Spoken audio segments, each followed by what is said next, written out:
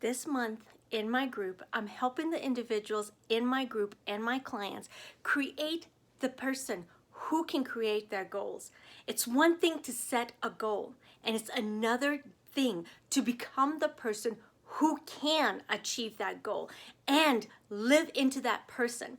My name's Ruth Duran. I'm a certified life coach.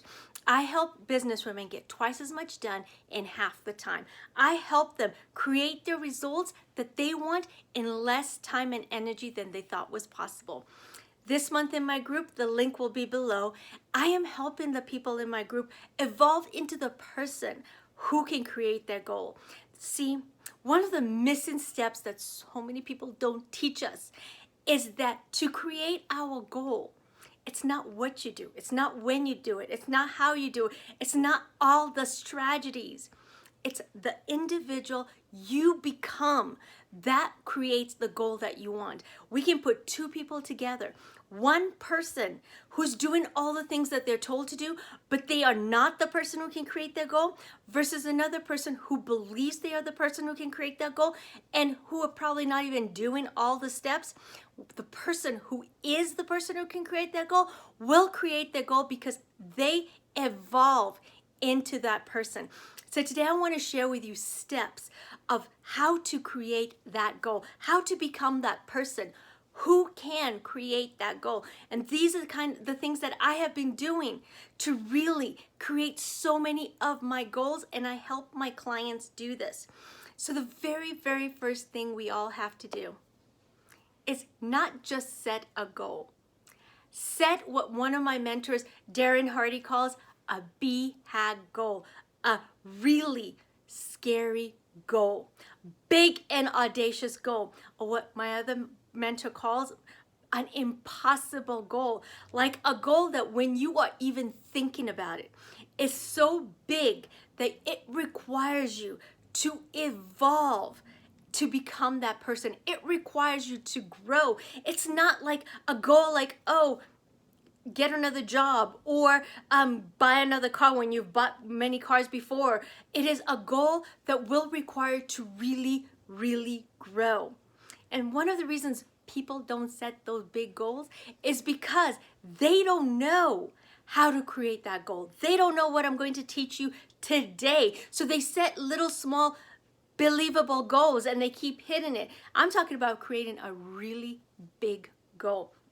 The second thing that we have to do is we have to identify, who do you need to become?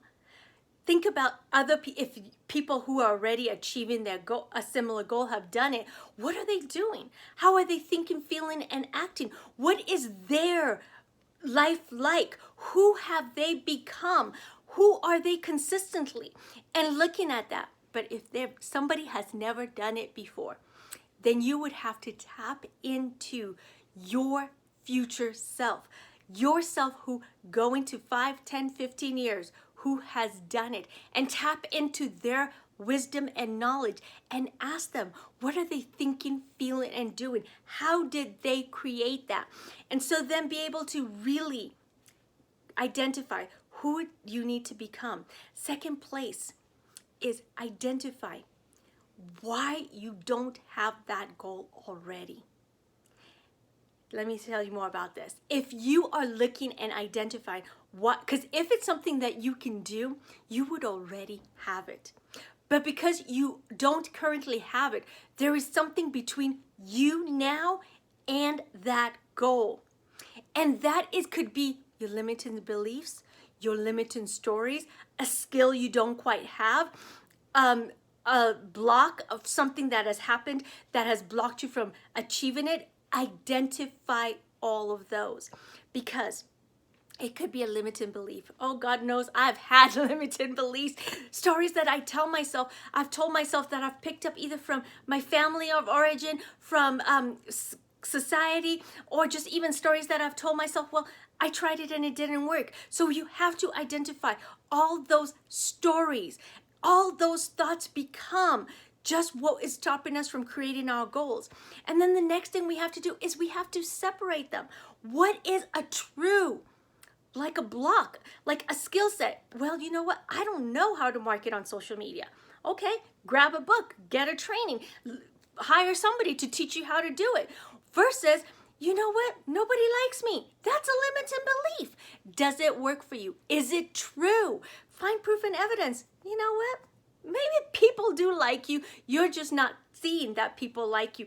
What stories have you told yourself? You know, I had a ton of them. And so what I needed to do was go identify all those stories and choose which ones were stopping me from creating the results that I wanted, which ones were stopping me from going out of my comfort zone, and retelling all those stories from a different place, and actually finding proof and evidence. How are those stories not true? So really, truly just separating all of those, and then identifying, like, if it's a true obstacle, if it's a skill that you need, if it's a training that you need, now you know. And so taking that training or getting that skill will help you become the person who has your goal. So really looking at it and really identifying, what is it? And what is the way to resolve that? And so many people will come and they'll be like, oh, it's a skill that I never even thought I needed. I need to be computer savvy. So take a computer class. And that solved it. Or I have a limiting story. Find proof and evidence that is just a story. Find a proof and evidence that the other people who are doing things that you can do, who are living in your goal, how did they do it? Just really cleaning that up. Turn all your obstacles into what my mentor calls do goals. Do goals become like a list of the actual things that you need to do to become the person who can have your goal. And like I gave the example of social media, I don't know how to do social media marketing. Take a class. That was an obstacle that now became a do goal. And then start taking action from the way that the person you are becoming, how are they thinking and feeling? What are the thoughts and the feelings that they use on a regular basis? Like, for example, if it's a person you thought, well, I can't do it, and then you found a person who has a similar experience as you, who is doing it. How are they thinking and feeling? What are their thoughts that they use on a regular basis? And what I realized, one of my thoughts, if they can do it, so can I. If they have this ability to do it, so can I. If people in my industry are making that kind of money, so can I. Or even like another thought that I found that was, I started off as a limiting belief. I tried it and it didn't work. Really evaluating that thought and realizing, you know what? I tried it. It worked. Now I can try it and up-level it and get more of the results that I want. And so looking at those thoughts and the feelings of who you want to become, the people who are doing it, and just taking action from that thought and that feeling. So really sitting back and identifying, where do you want to go? Why do you want to go there? What is stopping you from being that person already? Because if we could do it, we'd have already done it. So there's something blocking us from it. Identifying, is it an obstacle? Is it a limiting belief or story? And then go to work, and if it's an obstacle, turn that obstacle into a do goal. Turn that obstacle into a to do. If it's a limiting story, find proof and evidence how that story is not helping you, how that story is actually not working for you, how other people who have similar stories, how were they able to overcome it? And then take all your actions from thoughts and feelings that are going to help you become the person that you want to become, and start fueling it. Because when I think thoughts of the person who I am becoming and who has already achieved it, my future self, some of the thoughts that I have is, I'm so proud of you. And then I feel proud and fuels by actions that I take on a daily and weekly basis. Or I go to the future and the person who's achieved it, she feels accomplished. So from accomplished, what do I do? How do I use my time? How do I show up? How consistent am I? And so really identifying your goal and becoming the person who can create your goal. If you'd like to dive deeper into this work and you'd like help, send me a private message. Let's schedule a consultation call and let's identify how can you get twice as much done in half the time.